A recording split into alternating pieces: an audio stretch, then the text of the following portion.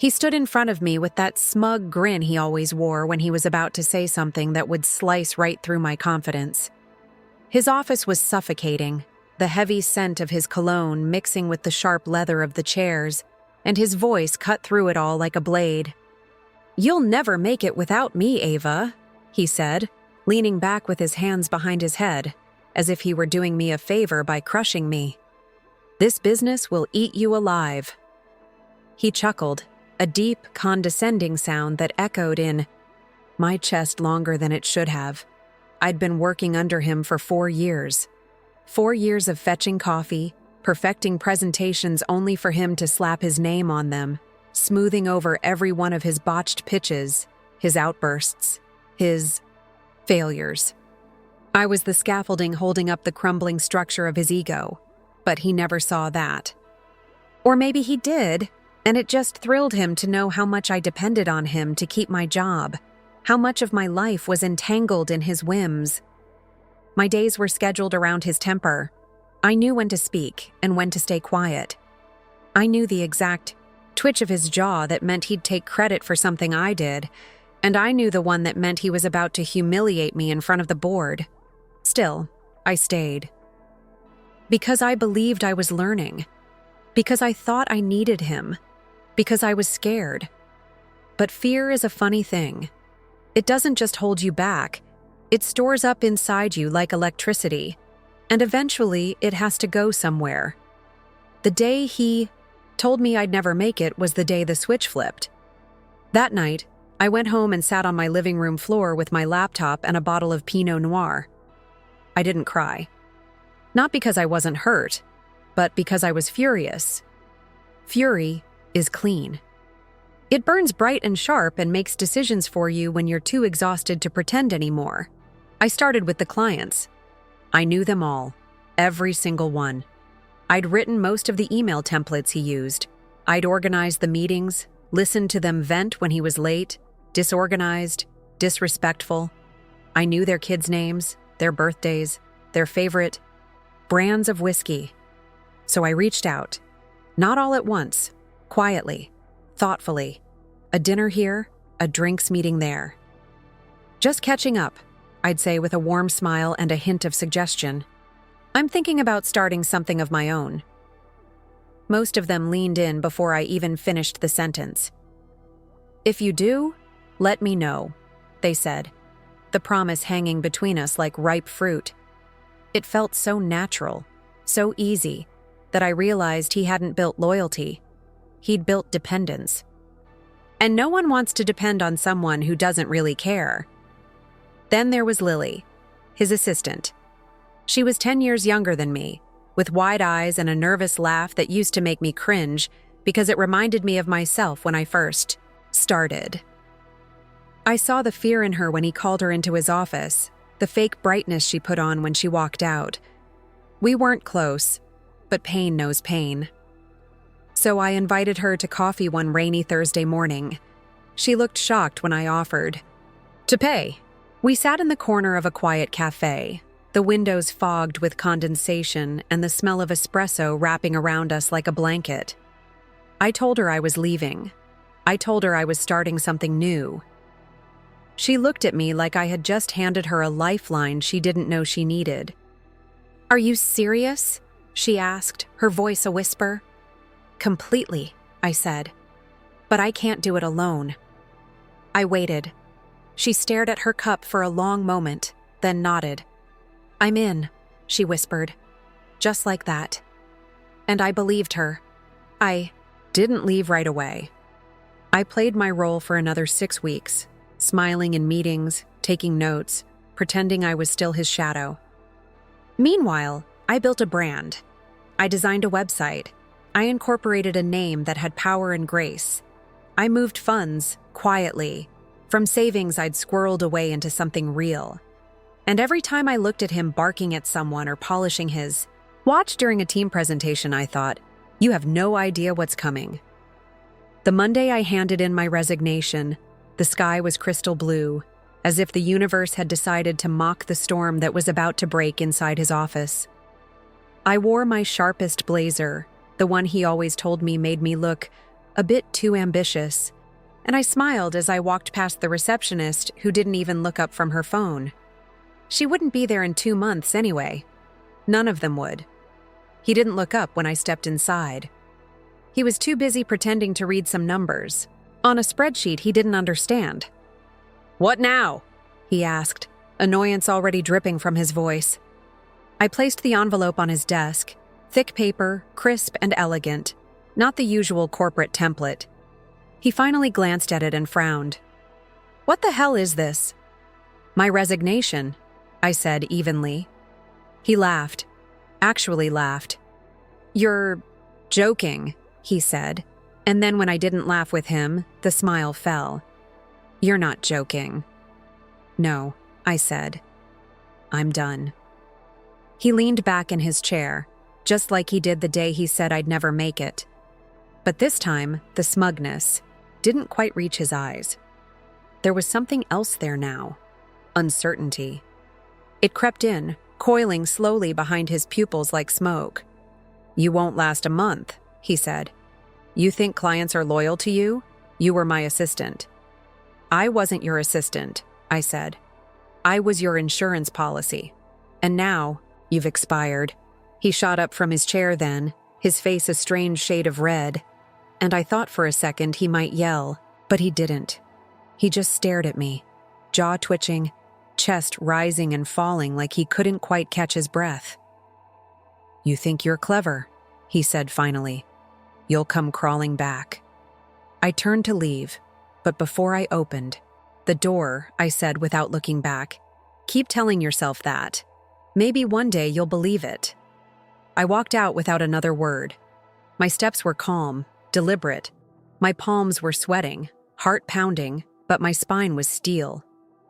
And when I stepped into the elevator, I finally exhaled, and it felt like breaking the surface of water after years of drowning.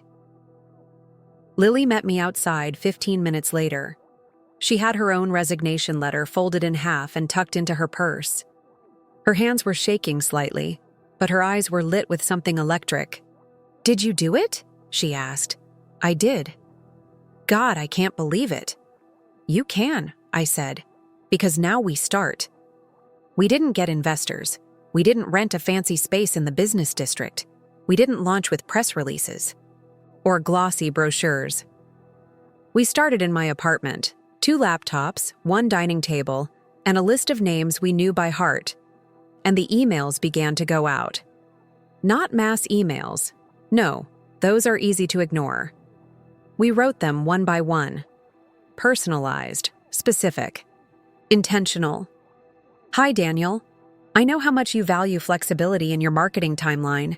Imagine a firm that actually delivers that, without the red tape." "Hi, Claudia. Remember when I found that last-minute venue for your campaign launch in under 24 hours? I'm building something new. I think you'll want to be part of it." The replies came back faster than I expected. Some within minutes.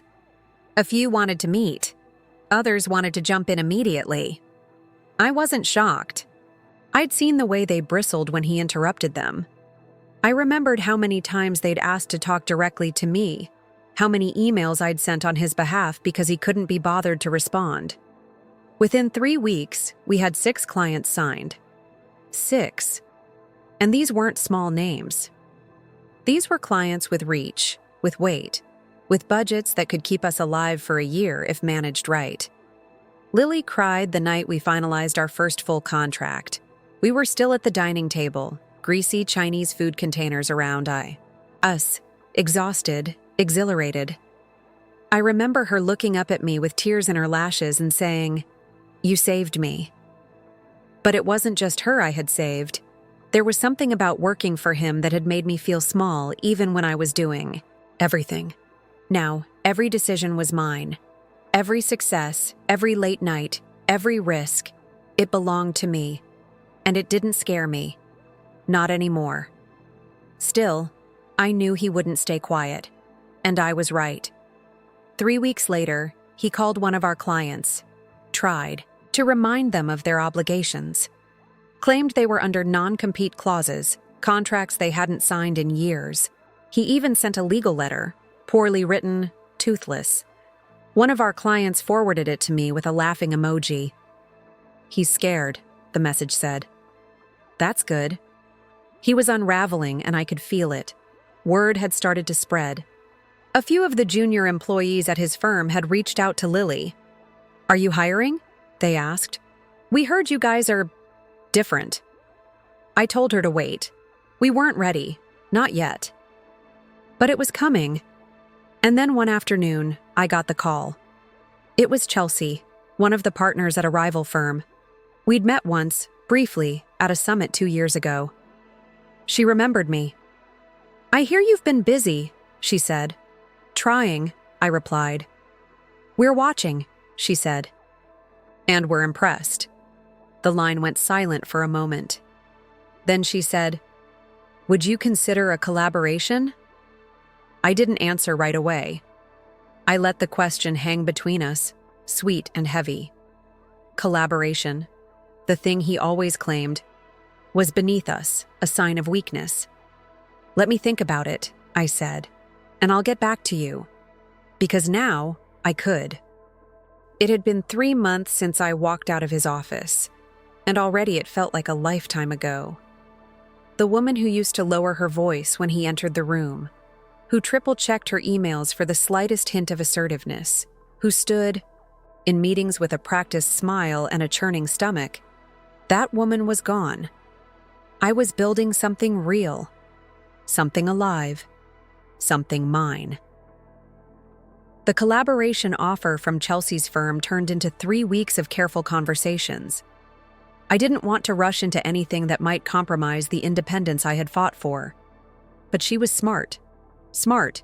Enough to let the pitch come to me in pieces, in moments of casual conversation, shared insights, gentle offers. No pressure, just possibilities. I admired that. It reminded me of how I'd started winning over clients, by giving them the space to choose. That's how you build something sustainable. Not through fear or pressure, but trust. Meanwhile, he was spiraling. I knew it, not just from whispers that reached me through the grapevine, but from the desperate stunts he started pulling. One morning, Lily called me over to look at her screen. There was an ad. A glossy, overproduced video of him talking about integrity in business and leadership you can count on. I stared at it, mouth curling into a tight smile. He had never cared about marketing before, never even wanted to appear in the firm's old promotional material. But now he was trying to put a face on the bleeding. "He looks like he's trying to sell a failed self-help book," Lily said, deadpan. I laughed harder than I had in weeks. And for the first time, I realized I didn't hate him. Not anymore. I didn't even care what happened to him. That was the real shift. It wasn't about revenge now. It was about creation, expansion, becoming. We moved into a real office by the end of that 3rd month. It wasn't fancy. A loft space with exposed brick, sun-warmed hardwood floors, and windows that welcomed the morning light like an embrace. The first day we opened the doors, Lily brought in a plant, a tall one with wide green leaves. Everything. "Here should be alive," she said, placing it beside the window. I nodded. Alive and growing. The work was nonstop. I was up at 6 and sometimes didn't sleep until 2. Proposals, brand decks, client calls, negotiations. I was doing 5 jobs at once, but the exhaustion felt clean, like the ache in your legs after climbing a mountain you didn't think you could summit. Lily thrived too. She was no longer the unsure girl with the clipped voice and a nervous laugh. She was sharp now, confident. She started speaking in meetings with authority, offering insights I hadn't thought of. She stopped asking permission. One night. After a long day of back-to-back presentations, we stood in the new kitchen of the office with takeout boxes and 2 cheap beers. The city was glowing through the tall windows, and I looked at her and said, "Do you realize what we're doing?" She laughed. "Yeah, we're becoming the people we needed when we started." That night, I went home and cried for the first time since I left him. not out of fear or frustration, but release. The kind of deep, shaking sobs that come from realizing you're not trapped anymore. That the life you wanted, the version of you fought for, it's here. And it's real. But growth doesn't go unnoticed.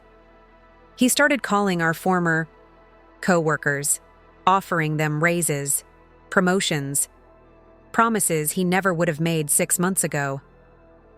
2 of them turned him down and forwarded me the emails. One said, "He's flailing."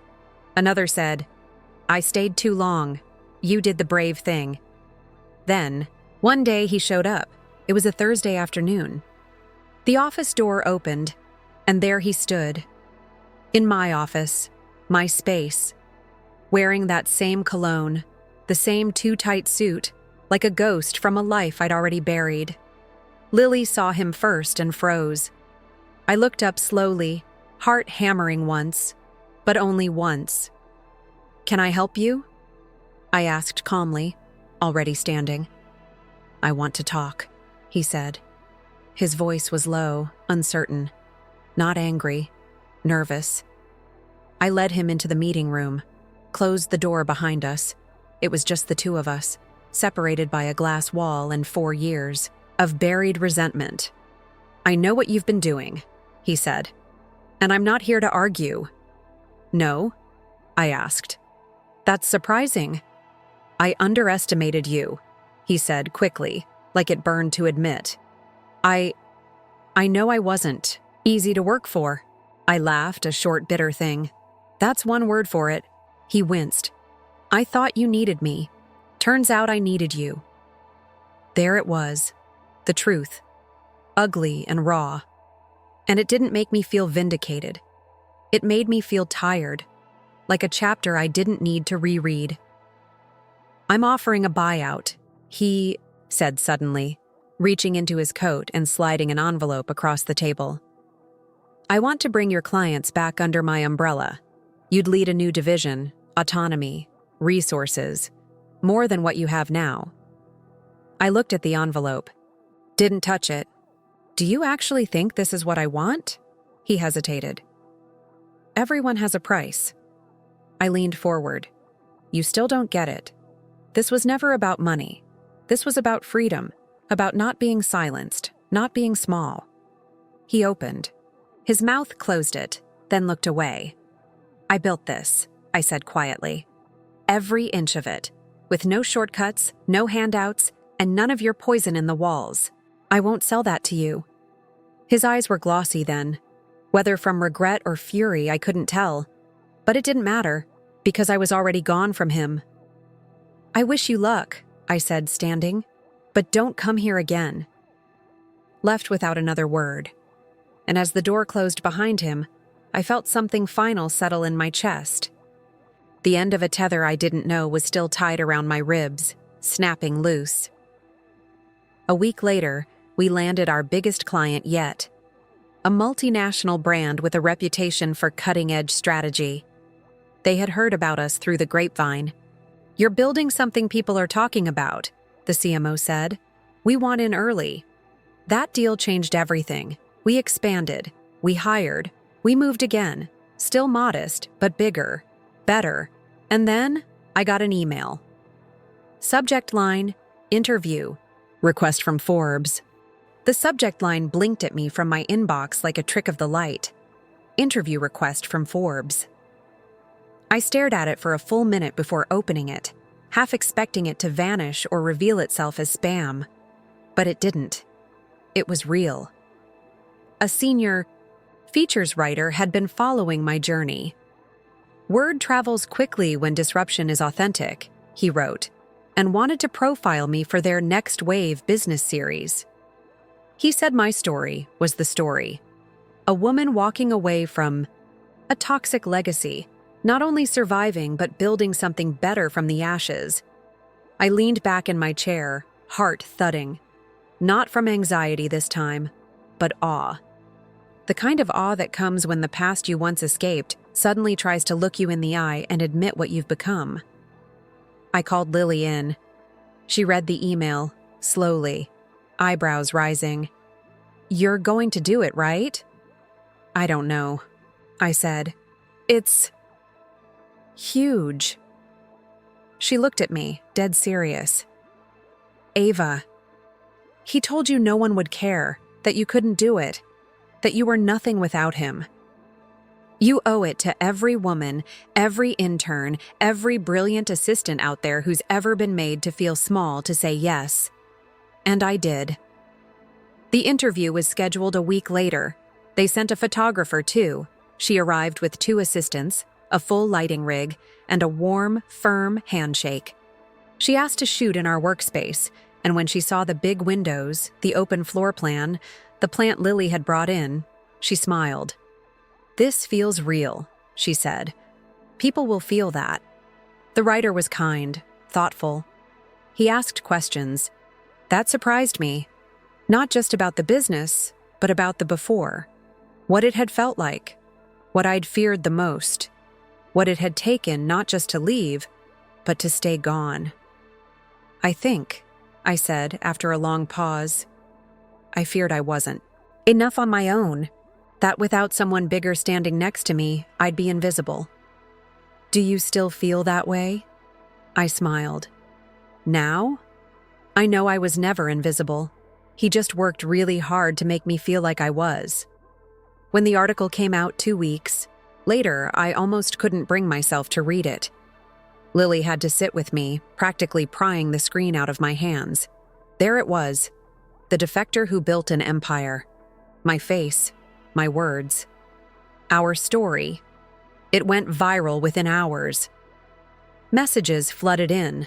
LinkedIn, email, even Instagram. Women from all over the world. Men too. People who'd sat through the same meetings I had, swallowed the same humiliation, buried their ambition under someone else's insecurities. You made me believe I can leave too, one message said.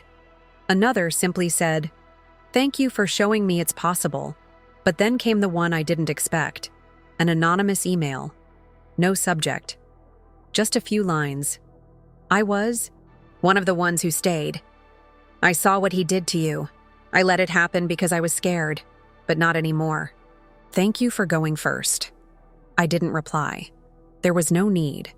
The chain reaction had already begun. The clients kept coming. Not because we were flashy. Not because we promised them the moon, but because we delivered, because we saw them, because we built something on the radical idea that people deserve better. Not just better products, but better leaders, better partnerships, better environments. One day, I walked into the office and found Lily in her corner of the space, now with a proper desk, a whole team under her wing. She was mid-laugh, tossing her head back as one of her interns tried to explain why their color palette was deliberately chaotic. I stood there for a second, just watching. That used to be me, not the intern.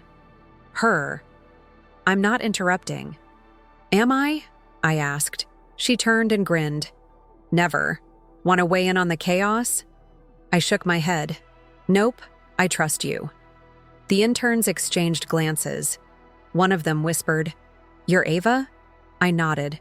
She's like, legend, he said, not even quietly. I laughed. Not because it was funny, but because it was surreal. I'd spent so many years being the background, the scaffolding, the whispered genius behind someone else's spotlight. Now I was the name, on the door, and people knew it, but still, it wasn't about fame. It was about power. The quiet, self-assured kind. The kind that doesn't need to shout. That Friday, I got a call. It was from a former board member of his company. Can we talk? She asked. I'm thinking of jumping ship. I paused. What changed?